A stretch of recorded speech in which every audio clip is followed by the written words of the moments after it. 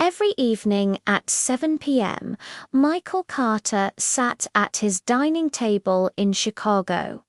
Two chairs were always set. One was always empty. For years, Michael had sat across from his father right there every single night. They didn't always talk much. Sometimes they just ate, watched the news on TV, or argued about silly, unimportant things. Michael always thought there would be more time, more dinners, more arguments, more everything. Until one evening, the chair stayed empty, and he knew it would stay empty forever. After his father passed away, a part of Michael shut down. He stopped caring. Showing up late to work became his new normal. He'd let his phone ring, ignoring calls from friends who were worried about him. All the dreams and ambitions he once had, they were left to gather dust on a shelf in his mind. He kept telling himself the same thing over and over. I'll start again someday. Just not today. One night, while aimlessly cleaning the house, something caught his eye. Taped to the underside of the empty chair, almost hidden from view, was a small folded piece of paper. He carefully peeled it off. The handwriting was unmistakable. It was his father's. The note was short, but it hit him like a ton of bricks. It said, "If you're reading this, it means I'm not there to remind you anymore. So remind yourself." Michael sank to the floor, clutching the note, and for the first time in months, he cried. He cried for the man he missed, for the time he'd wasted, and for the son he'd stopped being. The next morning, something had shifted inside him. He woke up not with a feeling of dread, but with a flicker of purpose. That evening, instead of avoiding the empty chair, he did something different. He pulled it closer to his own. He sat down and set a timer for 10 minutes.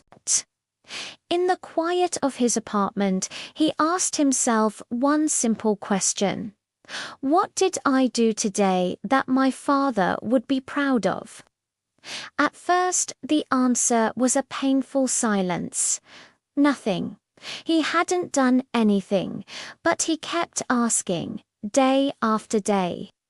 Slowly, the answers started to come. I showed up to work on time today. Then, a few weeks later, I applied for that online course I always wanted to take. Then, I went for a run this morning, just like Dad used to do. The small wins began to stack up. Months rolled by. Michael didn't just show up to work on time. He started excelling. He earned a promotion.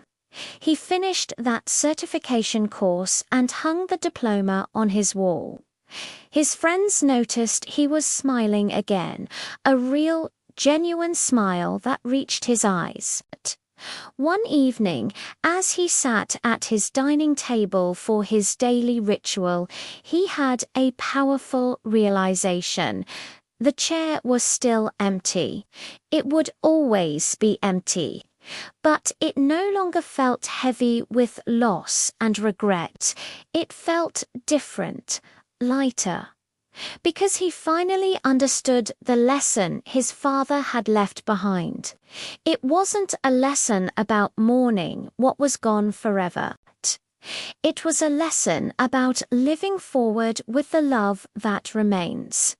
Michael kept the chair right where it was. It wasn't just a piece of furniture anymore. It wasn't a monument to his grief.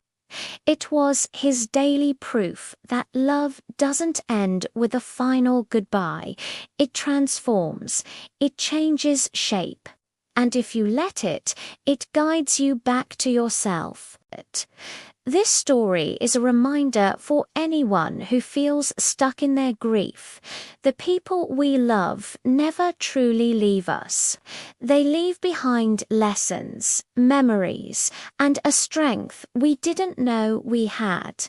The greatest tribute we can pay them is not to stop living, but to live a life they would be proud of. Thank you for watching. If this story resonated with you, please consider subscribing for more content like this. Take care.